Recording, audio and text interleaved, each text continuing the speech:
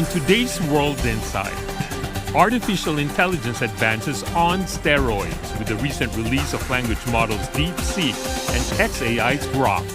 That's while the international community seeks ways toward effective AI governance. Tsinghua University Professor Shuel Lan weighs in on cutting-edge AI innovation and governance. And from global summits to heated debates, effective AI governance needs both leadership and foresight. On this and about AI risks and opportunities, we'll hear from Magdalena Skipper, the editor-in-chief of the science journal Nature.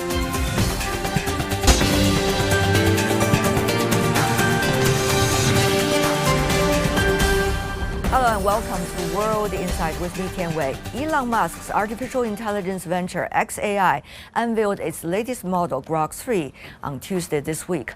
Musk claims it outperforms cutting-edge models from competitors. For its part, China's DeepSeek recently opened its core AI models to global community, a seed for collaboration in the tech arena.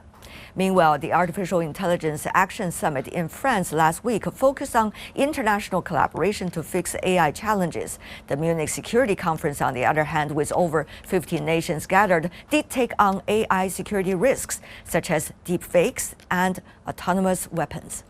Amidst these developments, Shuel Lan, Chang Kong Chair Distinguished Professor and Dean of the Schwarzman College of Tsinghua University, emphasized in science journal Nature recently, quote, research need to define safe zones for joint work in which benefits outweigh the political risks, end of quote. So, what do all these mean for global advances in artificial intelligence? Here is an exclusive conversation I had recently with Professor Shuel Lan from China. Now, we are seeing one after another advocacy of newer products in terms of AI applications. The newest with the Grok 3 coming from XAI, not to mention some of the earlier ones. What is your take of this apparently arm race already? I think this is really a wonderful era for AI development. I would not necessarily call it this arms race, but indeed, it's. I think at the moment, I think probably mostly a commercial race. Hopefully, it will stay that way. People indeed see the potential of a breakthrough, and everybody's joining in. And I think that would help to accelerate the development of AI. But at the same time, the one thing that we do have to worry about is the safety issue. That's why I think there's a lot of concern during this period of time. We have seen one after another model, for example, with the XAI this time, and also earlier with DeepSeek, as well as Anthropic, all are suggesting that they are having models even more competitive than that of the OpenAI. We also see a competition about open source or not. So what do you make of these different directions of competition? What do you think is the most important areas that all of us, those are not in the industry, should pay attention to? I think first of all, I think we have to know that actually the prevailing view is that the scaling law is still in fact. So we have more compute and we have more data and large models, and then you will get sort of better results.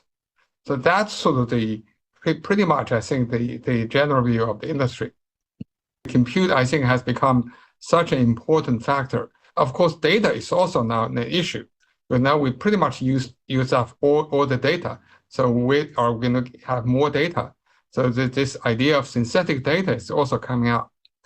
However, I think the emergence of the DeepSeek really shows another way. That is, you don't have to use that much of the computing power to be able to get a model that's performing more or less the same. So that really showed an alternative way of AI development, process.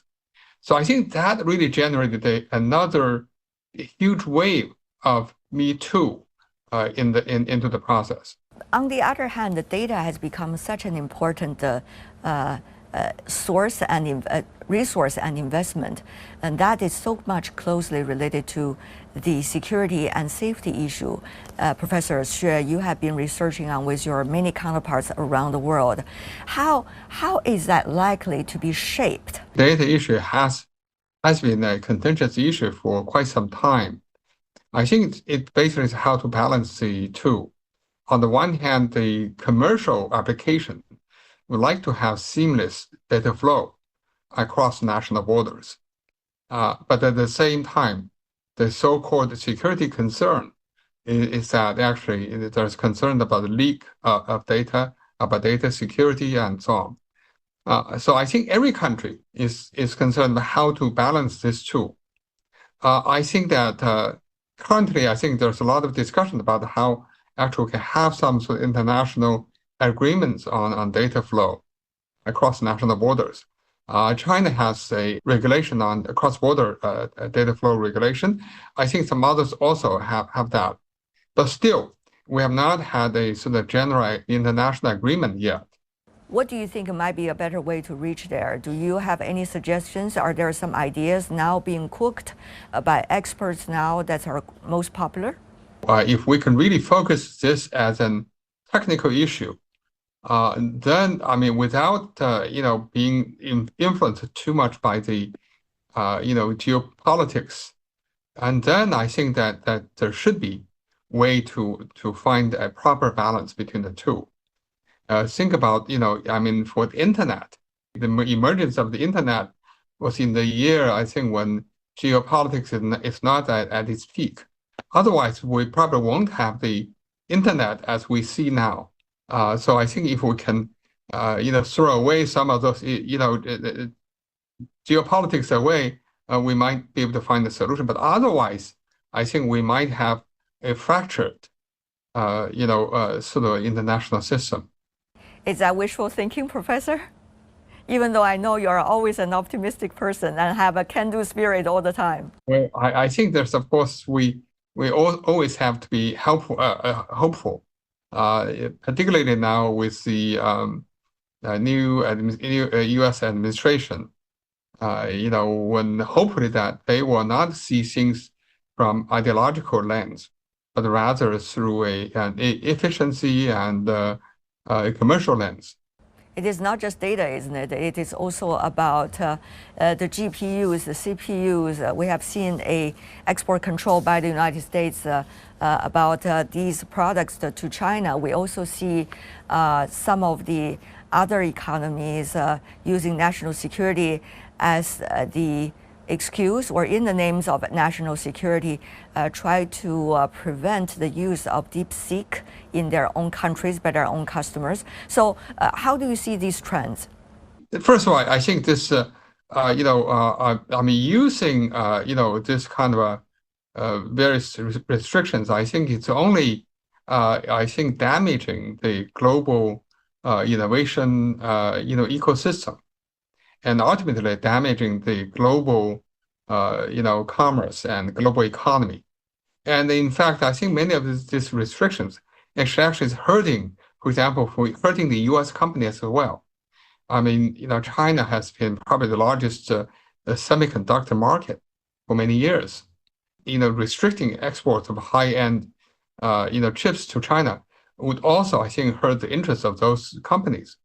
And also, of course, not to mention that China would also have to be forced, in a way, China is forced to develop its own capabilities. So I think that in the short term, people see geopolitics, as the primary factor. But I think in the long run, people will see that somehow, we have to get along together to address some more pressing issues.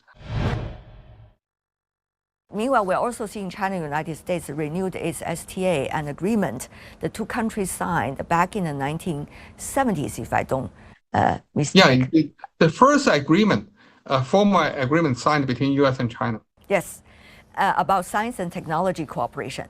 But in the latest renewed version, it was actually a shrinked version, shall we say.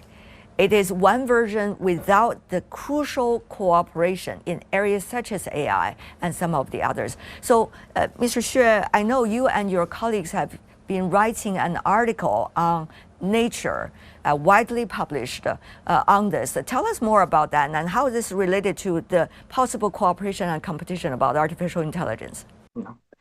First of all, I think that all of us, I think actually three scholars from the US and three scholars, including myself, from China, we work together on this article. And we are trying to explore the issue how actually the scholarly exchange and cooperation can continue despite the geopolitics between the US and China.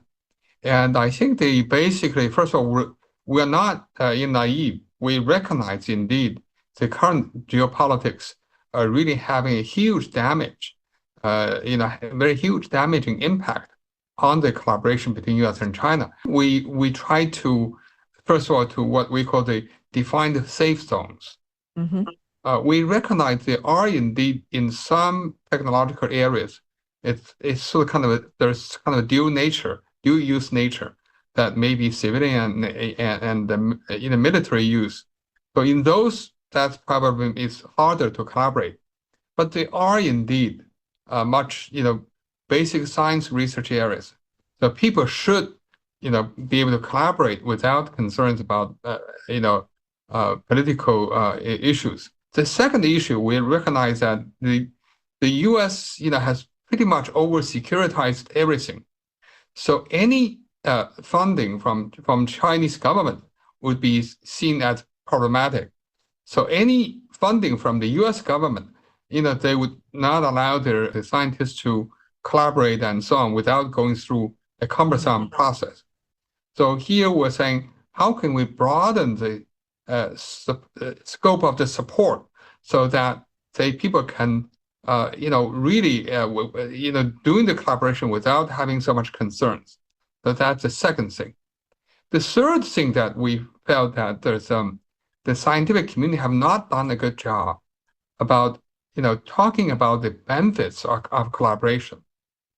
So over the years, U.S. China. We took it for granted, isn't it? Exactly, we took it for granted, and people think, okay, this can be thrown away and can have it, at any time. Unfortunately, that's not true. It takes a lot of time to build this collaboration, and you can break that easily, but to rebuild it is so hard.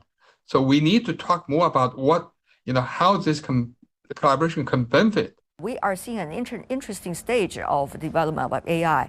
Earlier, even 1 year earlier, you were at the World Economic Forum. Everybody was talking about how fascinating AI would be for our future. But this year, already we see a landscape change coming from, from fascination about a new technological development to, exact application of it. And fierce competition of these applications, even at the early stage. This is a very astronomical speed, almost, as some suggested. So how do you see this transformation, over a year's time? And how can we think about the next 2 years in a way?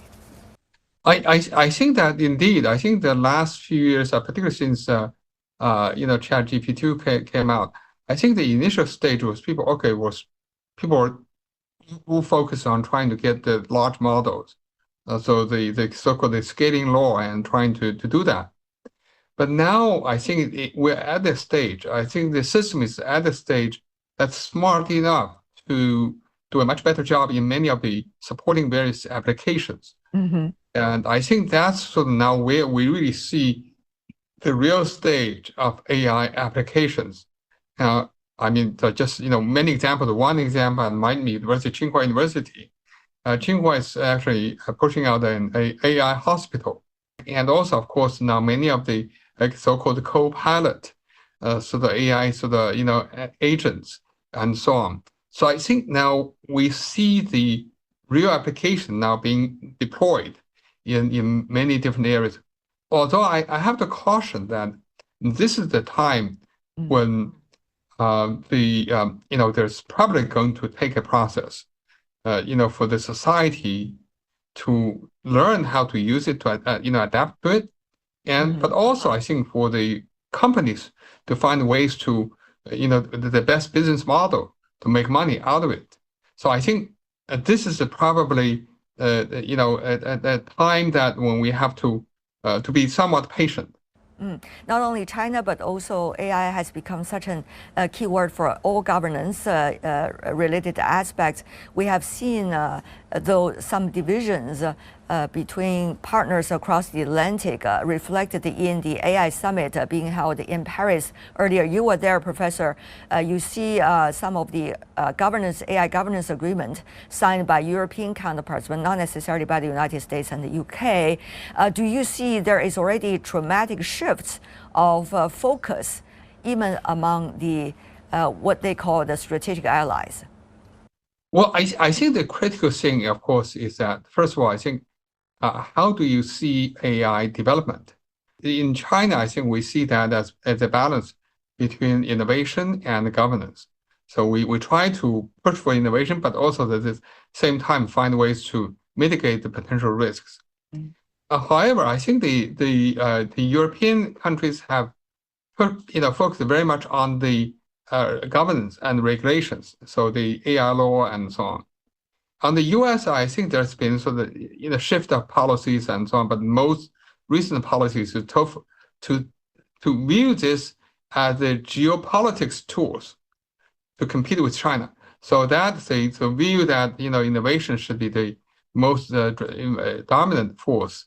So without actually having to pay much attention to regulation, and so that's in the Paris, I think the people are trying to define a document that really of a balanced approach. And I think the U.S. and UK, unfortunately, are not in this league with the most country in the world.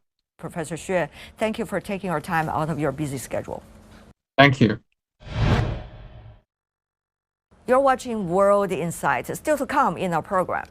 From global summits to heated debates, effective AI governance needs both leadership and foresight, argues the editor-in-chief of science journal Nature. My exclusive interview with her in a moment.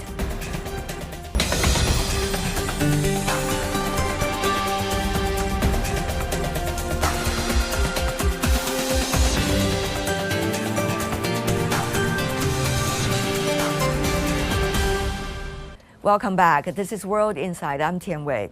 AI's explosive growth is reshaping research, with breakthroughs and debates ending up in well-respected science journals like Nature. As the world's leading international weekly journal of science, Nature publishes peer-reviewed research that drives groundbreaking discoveries and advancements.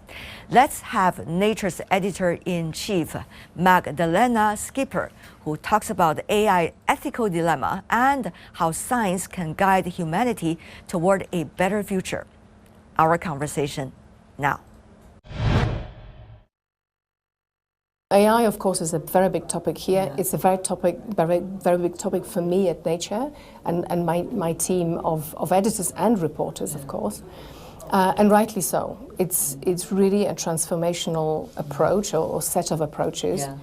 Will transform not just, I would say, every aspect of our lives, but in the research context, I'm really struggling to think of a discipline which will not be in some way touched by AI tools.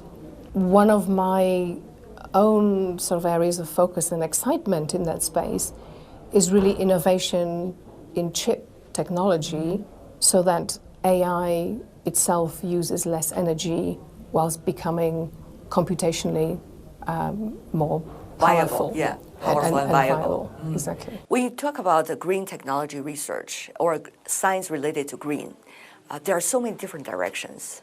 I'm fascinated by all of them. But to you, as the chief editor of a scientific journal, which directions are you closely watching for now? Just give you one example, something that I think captures our imagination. It's still in the phase of development. Research going on into so-called structured materials, which could be used to coat our buildings so that they help the energy balance within buildings, so they keep them warmer in winter when it's colder and cool them in the summer when it's hotter. To reduce energy use. Absolutely. So these are fundamental material science research problems, which then could be scaled, make economically viable, and then incorporated into our urban architecture. There's just one example. There's, of course, a great deal of interest in energy sources. Yes. So far, at this point, fusion is not applicable in the sense that it doesn't give us net energy gain. But there is so much momentum and so much interest from the public sector, large-scale public sector facilities, but importantly, from the private sector, taking already tested methodology and seeing to what extent that can be made economically viable, applicable in real world solutions. And just a comment on that. Of course, in the real world, the likelihood is that these new energy solutions will be multiple at the same time. There won't be just one approach.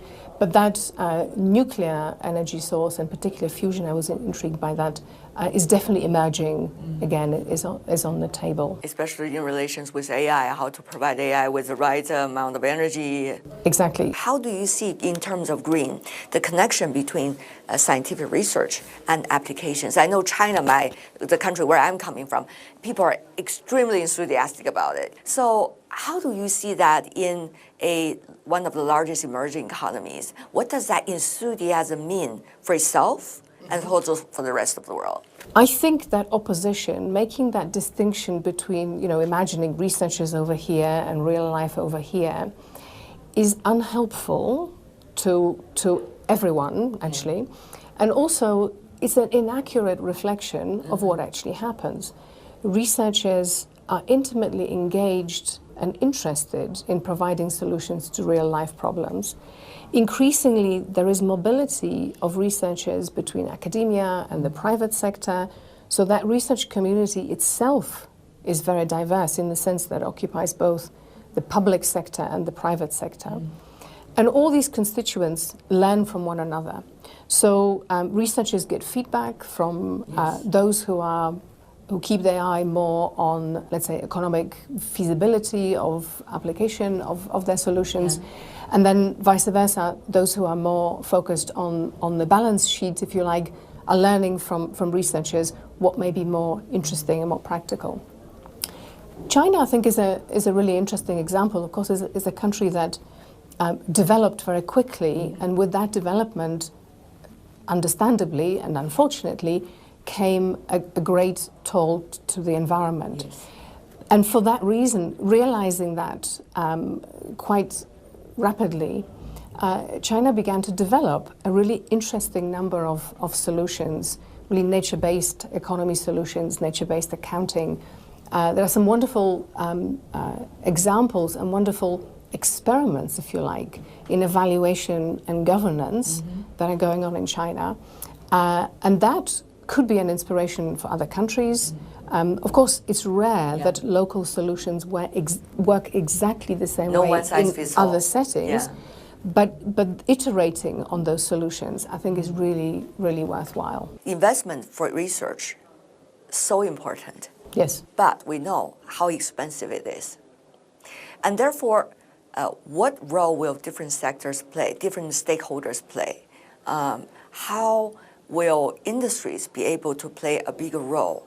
And meanwhile, after research, how it will not be wasted, meaning one country research on this while another country also do the same thing, just for competition's sake. I think the responsibility to support research is a responsibility of the global society. It doesn't matter where you are on the globe, in which country you live, or which sector you belong to, whether you belong to the public sector or a private sector. It's in the common interest that we support that natural quality, that curiosity in human beings, because we stand to benefit from it. I mean, look at our lives around us. Every single thing we do, every single thing we engage in today has in some way been enabled by research. So I think you know, in other words, what I'm talking about is the importance of that collaboration. Collaboration is really important in research, but of course there is also competition in research. Every researcher, every group want to be the first to discover something, but often that discovery cannot happen in isolation. So there are collaborative efforts towards a certain end. The best outcome comes from a balance between collaboration and competition. Excessive competition, protectionism is stifling, actually will prevent innovation in the end. And too much collaboration, if you like, may lead to slowing down, curbing of ambition. It's an interesting point. Sort of friendly chemistry thing working friendly over there. competition in balance, I can see how that works. On the one hand, it drives, it stimulates that ambition to innovate, discover. On the other hand, it maximizes the sharing, because of course, what you may discover, what you may work on, you can only pursue in the context of your own interests, but that may be a relevant tool or a relevant enabling factor for someone else over here who works on something completely different. There are suggestions, for example, in the case of AI, that the United States, if we talk about nations, is more focusing on disruptive innovations in terms of AI technologies, GAI and many other things. Well, China, another big economy in the world, is more focusing on applications. Now, well, I don't know whether that division is that clear, but how do you see the perception like this? And also, what does that mean for, given the fragmentation we're having in geopolitics on such an important topic like AI? So fragmentation is an unfortunate reality of today. It's unfortunate for many reasons, but of course something that I keep focus on is research in particular. We were talking about collaboration and that exchange of information, discovery, data. Research thrives when it can happen across boundaries, across the globe. That's true for AI. That's true for other domains of research as well, be it in biology, in environmental science, in material science, and so on.